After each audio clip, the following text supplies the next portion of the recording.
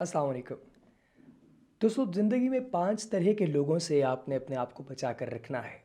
उनमें सबसे पहली किस्म उन लोगों की है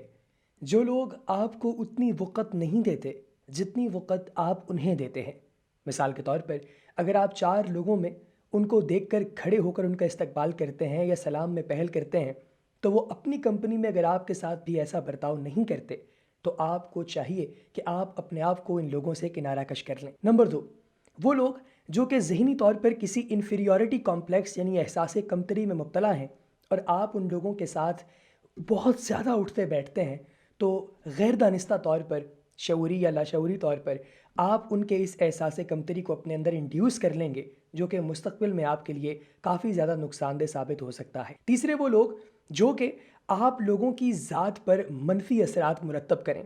जब वो आपके पास हों तो किसी दूसरे के बारे में गीबत कर रहे हों, बुरे अल्फाज इस्तेमाल कर रहे हों, जान लीजिए कि जो आपके सामने किसी दूसरे के बारे में गलत बात कर रहा है, वो किसी दूसरे के सामने आपके बारे में भी गलत बात ज़रूर करेगा। नंबर 4, ऐसे लोग जो अपने मफादात के लिए आपके सामने फ़ेक हों या फिर आप उन्हें किसी दूसरे के सामने अपने मफाद के लिए फ़ेक होता देखें, तो ऐसे लोगों से भी फ़ौरी तौर पर किनारा कशी इख्तियार कर लें, क्योंकि ऐन मुमकिन है कि वो आपके साथ भी ऐसा बर्ताव इसीलिए कर रहे हैं क्योंकि आप लोग उनको कोई फ़ायदा पहुंचा रहे हैं। और नंबर 5 पर वो लोग आते हैं जो कि आपके सर्कल में रहने के बावजूद ख़ुद को कुछ समझें, यानी आपको अपने से कमतर समझें, और जब भी कभी आप कोई ओपिनियन दें तो उसको वो कोई अहमियत या किसी किस्म की कोई वक़्त ना दें और हमेशा अपने अल्फाज को ही फुल स्टॉप समझें और अपने अल्फाज को आखिरी और दायमी समझें। ऐसे लोगों से भी किनारा कशी फ़ौरी तौर पर इख्तियार कर लेनी चाहिए। और 5 वो लोग जिनसे कभी भी दूरी इख्तियार नहीं करनी।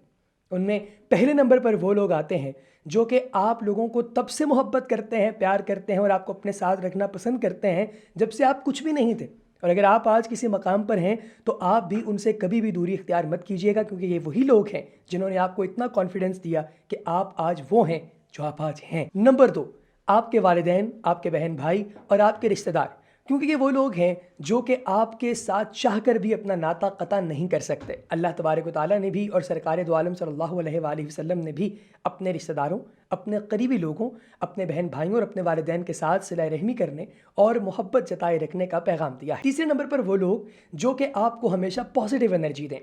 चाहे वो आपको कोई फ़ायदा दे रहे हैं या नहीं दे रहे, उनकी बातों से आपको कुछ पॉजिटिव मिल रहा है या नहीं, लेकिन उनके करीब बैठने की वजह से आपको पॉजिटिव एनर्जी मिले और आपको खुद को अच्छा लगे, तो ऐसे लोगों के पास भी ज़रूर बैठा कीजिए और इनसे कभी भी आपने ताल्लुक़ नहीं तोड़ना। चौथे नंबर पर वो लोग जो कि आप लोगों के साथ उस वक्त में खड़े थे जब आपको खुद पर भी कॉन्फिडेंस नहीं था, यानी वो लोग आप पर भरोसा रखते हैं और आपको हमेशा किसी ऐसी चीज़ के बारे में लगातार मशवरा देते रहते हैं जो आपके फ़ायदे के लिए है और वो आपसे कोई तवक्को नहीं रखते। और आखिर में उन लोगों के साथ भी कभी भी ताल्लुक़ क़ता मत कीजिएगा जो लोग आपको इज़्ज़त देते हैं,